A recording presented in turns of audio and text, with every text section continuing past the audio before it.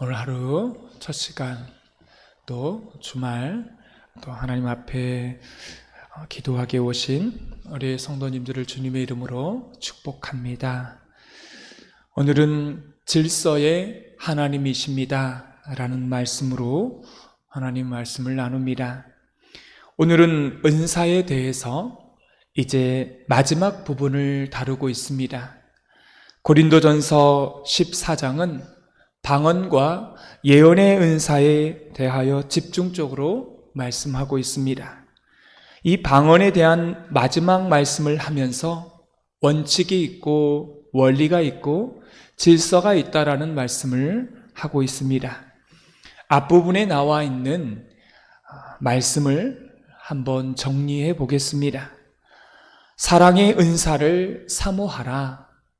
이게 하나님께서 말씀하신 은사의 중요한 주제입니다. 왜 그렇습니까? 사랑 없는 것은 아무것도 아니기 때문에 제가 내일 말씀도 이 은사, 사랑의 은사에 대해서 말씀을 나눌 건데요. 사랑 없는 은사는 사실 교회 안에 아무런 유익이 없습니다. 또한 방언보다 예언을 사모하라고 말씀하셨습니다. 예언은 미래를 알아맞추는 것이 아니고 말씀을 전하고 말씀을 가르치는 것이 예언이라고 말씀을 드렸습니다. 여러분, 교회 안에서 미래를 맞추는 사람, 그런 사람이 있다면요, 이 사람은 무당의 탈을 쓴 것입니다. 성경 속에 나타난 예언은 말씀을 가르치는 사역이며 말씀을 풀어서 나누는 사역이라고 말씀하고 있습니다. 그런데 이거를 미래를 맞춘다라고, 예언의 은사는 미래를 맞춘다라고 잘못 해석을 하면 이건요, 무당처럼 되는 것입니다. 이런 사람들은 사람들을 끌어모으고 자기 밑에 복종시키게 하고 또 자기를 또 두렵게 만듭니다. 이렇게 되면 이건요, 교회 안에서 얼마든지 작심하고 무당짓을 할 수 있다는 말이 되는 것입니다. 또 한 가지는요, 공적인 예배에서는 방언을 하지 말라고 말씀을 하고 있어요. 통변이 없이는 방언을 하지 말라고 말씀하고 있습니다. 또 방언은 예수님을 믿지 않는 사람에게 유익하다. 예수님을 믿는 사람에게는 방언은 있어도 되고 없어도 좋다라는 것입니다. 근데 믿지 않는 사람에게 방언은요, 유익하다는 거예요. 왜요? 영적인 세계가 있구나. 방언을 통해서 그거를 알기 때문에 그런 것이죠. 그게 바로 예수님께로 인도하기 때문에 바로 영적인 세계가 있다는 것을 알게 되는 것이고요. 예수님께로 인도하는 그러한 표지판의 역할이 이 방언이 되는 것입니다. 그래서 방언하는 사람들에게 믿지 않는 사람들이 질문을 하는 거예요. 지금 무슨 대화를 그렇게 알아듣지 못하는 그 이야기를 하고 있느냐라고 말을 물어보면 뭐라고 대답을 할까요? 이건 예수님과 대화하는 것이라고. 그분이 저를 사랑하고 내가 그분을 사랑한다라는 이러한 신비한 대화를 하는 것이라고. 그래서 결론을 이야기해요. 예수님이 너무 좋다라고. 그 예수님을 당신도 믿으십시오라고 하는 것입니다. 이래서 믿지 않는 사람에게 방언이요, 귀한 은사가 될 수 있다는 것입니다. 근데 성경은 말합니다. 방언이 귀한 은사가 되는데 믿는 사람들 안에서는요, 통변하는 그런 은사가 없이는 방언은 아무 유익이 없다라고 말씀하고 있습니다. 그리고 오늘 말씀에 방언에 대해서 세 가지 원리를 말씀하고 있습니다. 여러분, 이거는 방언뿐만 아니라 다른 은사도 그렇고 직분에 대한 것도 그렇습니다. 그래서 우리에게 주시는 이 은사에 대해서 점검해 볼 수 있는 귀한 시간이 됐으면 좋겠습니다. 방언에 대해 첫 번째 원리는요, 26절에 나와 있습니다. 우리 26절을 다 같이 읽겠습니다. 그런즉 형제들아 어찌할까? 너희가 모일 때에 각각 찬송시도 있으며 가르치는 말씀도 있으며 계시도 있으며 방언도 있으며 통역함도 있나니 모든 것을 덕을 세우기 위하여 하라. 아멘. 쉽게 말하면 교회 안에 유익이 되어야 한다는 것입니다. 유익이 되도록 쓰여져야 한다는 거예요. 자기 자신을 자랑하고 과시하는데 쓰는 게 아니라는 겁니다. 직분도 마찬가지입니다. 또 여러분의 사역도, 어른됨도, 가정 안에서 또한 아비됨도, 부모됨도 마찬가지입니다. 교회 안에 있는 이런 은사도 교회의 유익이 되어야 하고 가정의 유익이 되어야 되고 교회의 덕이 되어야 한다는 것입니다. 뿐만 아니라 다른 사람에게도 도움이 되고 유익이 되어야 하는 겁니다. 그렇게 쓰여져야 하는 거예요. 이 말씀을 쉽게 말씀을 드리면 좋은 열매가 맺어져야 한다는 것입니다. 여러분, 한국 교회에 잘못된 방언이 있었습니다. 가장 대표적인 방언이 뭐냐면 가짜 방언을 연습시켜서 방언을 하는 경우가 있었습니다. 따라하라고 하고 그렇게 이렇게 하면 방언을 할 수 있다라고 하는 겁니다. 이거는요, 진짜 무식하고 성경을 모르는 것입니다. 성경에 어디에 방언을 연습하라고 나와 있습니까?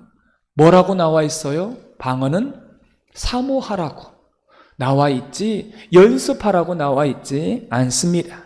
일정한 단어를 연습시켜서 방언을 하는 게 이거는요 잘못된 거고요. 성경을 잘못 해석하는 것이고 이거는 기독교의 은사를 모독하는 행위입니다. 또 한 가지는 방언을요 집단적으로 시키는 것입니다. 성경을 읽어보십시오. 성경에 집단적으로 방언을 하라고 어디에 기록이 되어 있습니까? 여러분, 방언을 하는데 통변하지 않으면 공개적으로 방언을 하지 않도록 말씀하고 있어요. 공개적인 예배의 자리에 하지 말라는 겁니다. 분명히 얘기했는데 왜 한국 교회는 자꾸만 방언을 연습하면서 공개적인 예배의 장소에서 했을까요? 이게요, 방언을 하면 어떻습니까? 눈에 보이고 이게 확실하게 눈앞에서 보여지는 거잖아요. 여러분, 분명히 이것은 자극적이에요. 사람들이 보기에 이거는 너무나 표적으로서 명확하게 보이는 것입니다. 그렇기 때문에 한국 교회는요, 이런 자극적인 집회가 많이 있었습니다. 여러분, 이런 것은요, 할 때에 어디에 집중을 하게 될까요? 방언하는 그런 곳에 가보면 어떻습니까? 어디에 집중을 하고 있는 거예요? 방언에 집중을 하고 있어요. 안 되니까 연습까지 시켜서 방언을 해야 된다라고 가르칩니다. 그렇다 보면 방언에 집중하다 보면 예수님에게는 집중하지 않게 되는 것이죠. 결국은 그런 집회를 인도하는 목사님에게 또한 사람에게 집중하게 되는 것입니다. 이게 한국 교회를요 병들게 만들었다는 것입니다. 나중에 보세요. 이런 분들은요 열매가 없습니다. 그래서 교회는 항상 이런 여러 가지 은사가 있을 때에 조심해야 되는 게 있는데, 원칙이 있는데 그게 뭐예요? 덕을 세워야 한다라는 것입니다. 성경은 분명하게 말씀하고 있어요. 유익돼야 된다. 덕이 세워져야 된다. 그 다음 두 번째는요, 질서가 있어야 된다라고 성경은 말씀합니다. 28절을 다 같이 읽겠습니다. 만일 통역하는 자가 없으면 교회에서는 잠잠하고 자기와 하나님께 말할 것이요. 아멘. 이 말씀은 이런 의미입니다. 방언은 반드시 통역을 시켜야 된다는 거예요. 통역이 없으면 하지 말라는 것입니다. 그리고 예배 시간에는요, 예언의 은사만 인정했습니다. 그게 27절에 나와 있습니다. 또한 성경은 말합니다. 방언을 하게 되면 차례대로 하라는 거예요. 방언이든 예언이든 이게 집단적으로 하지 말고 차례대로 하라는 것입니다. 한 사람이 방언하면 그 다음에 뭐 해요? 통변하고, 한 사람이 가르쳤으면 다른 사람은 좀 잠잠했다가 이어서 하라는 것입니다. 성경은 왜 이런 이야기를 꼬치꼬치 이야기를 할까요? 이게 방언이든 예언이든 성경은 분명하게 말합니다. 질서 있게 하라는 것입니다. 오늘 성경은 특별히 예언을 하는 사람도 한 사람씩 하라고 말합니다. 이 말은 이런 의미가 있습니다. 감정에 따라 하지 말라는 것입니다. 충동적으로 하지 말라는 거예요. 중요한 것은 독점하지 말라는 것입니다. 교회 안에 보면 하나님의 사역을 할 때에, 교회 안에서 어떤 일을 할 때에 그 일이 회의이든 가르치는 일이든 독점하는 사람들이 있다는 것입니다. 자기가 말을 다 하는 거예요. 다른 사람의 말을 다 끊어버리고 기회를 주지 않고 자기가 길게 이야기하는, 독점적으로 이야기하는 사람들이 있습니다. 이런 사람들 때문에 교회가 힘들어집니다. 그래서 오늘 성경은 분명히 말합니다. 은사 좋아요. 하나님이 주신 거지만 그 은사를 차례대로 하라는 것입니다. 한 사람이 방언하면 한 사람이 통변하고 한 사람이 예언했으면 그 다음 사람이 이어받아서 하라는 것입니다. 성경은 이렇게 한 사람씩 하라는 거예요. 한 사람이 독점하지 말고 질서대로 하라고 말씀하고 있습니다. 이 질서를 교회 안에서 지켜내셔야 하고요. 이것이 교회의 덕이 되고 교회를 온전케 할 수 있다라는 것입니다. 세 번째는 은사에 대한 원칙을 세 번째 말씀해 주고 있는데요. 그것은 반드시 제재를 받아야 된다는 것입니다. 29절에 말씀하고 있어요. 29절을 다 같이 읽겠습니다. 예언하는 자는 둘이나 셋이나 말하고 다른 이들은 분별할 것이요. 32절을 읽겠습니다. 예언하는 자들의 영은 예언하는 자들에게 제재를 받나니. 여러분, 이 32절의 말씀이 뭘 의미할까요? 이 의미는 이렇습니다. 성령이 주시는 개인적인 그러한 감동을 가지고 말씀을 가리키는 자는 반드시 교회의 제재를 받아야 되고요. 목회자의 제재를 받아야 되고요. 세 번째는 신학적인 제재를 받아야 된다는 것입니다. 그래야 헛소리를 하지 않습니다. 여러분, 우리가 예언의 은사를 받으면 다 가르칠 수 있어요. 성령님께서 각각의 예언의 은사를 주셔서 가르칠 수 있습니다.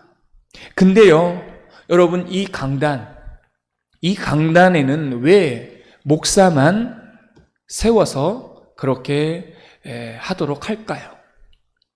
이유가 있습니다. 제가 여러분보다 거룩해서 이 자리에 있는 게 아니에요.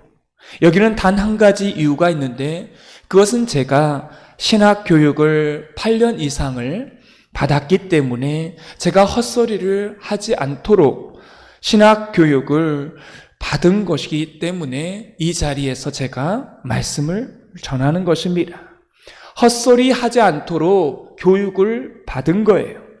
만약 여러분이 이 강단에 서고 싶다라면 신학교에 가서 목사 안수를 받아서 교단의 제재를 받고 신학적인 제재를 철저하게 받아서 공증된 말씀을 선포할 수 있어야 된다는 것입니다. 이 말씀의 원리 가운데 가장 중요한 건 이렇습니다. 내가 받은 은사라고 자기의 감정대로, 자기의 의지대로 그렇게 말하는 것이 아닙니다. 이거는 반드시 교회의 제재를 받아야 하는 겁니다. 교회 안에 당회의 제재를, 교회 안에 목회자의 제재를 받아야 하는 거예요. 특별히 말씀을 가리키는 것은 신학적인 제재를 받아야 된다는 것입니다. 그래서 내가 직분이 있다고 해서 제재를 받지 않고 무조건 일하는 것이 아니라는 겁니다. 당회와 교회 안에 있는 여러 가지 질서가 있습니다. 이 질서 안에 들어와야 되는 거죠. 그리고 반드시 제재를 받아야 합니다. 제재 없는 사람은요, 나중에 방자해지고 결국은 힘들게 됩니다. 이걸요, 지금 2000년 전에 이런 말씀을 하고 있습니다. 여러분, 가정도 마찬가지입니다. 가정이 온전한 가정이 되려면 내가 힘이 있기 때문에 다 할 수 있다. 나중에 보세요. 이런 가정은요, 이혼당하고 그 가정이 엉망진창이 되는 것입니다. 가정에 내가 아무리 힘이 있고 나이가 많고 내가 아버지일지라도 항상 생각하는 게 있어야 되는 거죠. 내가 하는 이 말과 행동이 내 가정 가운데 덕이 되는가? 이게 질서에 따라서 내가 하고 있는가? 이게 아주 중요합니다. 내가 아무리 이 가정에 돈 벌어오고 내가 가장이라 할지라도 내 위에 누가 있다? 내 위에 누가 있어요? 하나님 아버지가 계시다는 겁니다. 내 가정의 주인은 하나님이시다는 거예요. 이 질서 안에 들어와 있어야 이 가정이 온전해진다는 것입니다. 아무리 아버지일지라도 제재를 받아야 된다는 겁니다. 저도 저희 집안에 제가 주도권이 있어 보이지만 그렇지 않습니다. 저도 제 아내의 제재를 받습니다. 그래야 가정이 온전해지는 거예요. 그래서 그렇게 제재를 받게 되면 그 방언과 그 예언이 교회에 좋은 열매를 맺게 된다라고 하는 것입니다. 사랑하는 성도 여러분, 교회 안에서 직분과 또한 가정에서 엄이 되고 아비 된 은사를 가지고 항상 생각하는 게 있는데요. 이게 교회와 가정이 덕이 되는가? 항상 머릿속에 넣어야 하는 겁니다. 그리고 나 혼자 일하는 게 아니에요. 질서 안에 넣어서 그 질서 안에 한 사람씩 이야기했으면 또 한 사람이 이야기하고 이렇게 질서 안에서 해야 된다는 것입니다. 그리고 항상 나는 누군가의 제재를 받는가? 이 세 가지 관점으로 일하게 될 때 우리의 가정 안에서 진짜 존경받는 아비가 되고 어미가 될 것입니다. 할렐루야. 이렇게 한번 해보십시오. 이걸 안 하게 되면 가정은 힘들어집니다. 여러분이 존경받는 직분자가 되고 또 이 세 가지 덕이 되는가, 질서가 있는가, 항상 나는 누군가의 제재를 받고 있는가. 그럼 나중에 우리를 사람들이 볼 때 야, 저 사람 좋은 분이시다. 존경받는 그러한 사람이 될 줄 믿습니다. 여러분이 이런 은사가 교회 안에, 가정 안에 쓰여지는 귀한 축복의 사람이 되시기를 주님의 이름으로 축원합니다. 오늘 말씀의 느낌과 깨달은 점을 적어보시고 해야 될 것과 하지 말아야 될 것 한 가지씩 적어보시고 이 말씀대로 사는 하루가 되게 해달라고 기도하는 시간 갖겠습니다. 기도하겠습니다. 하나님 아버지, 사랑의 은사를 사모합니다. 방언보다 예언의 은사를 사모하라 말씀하십니다.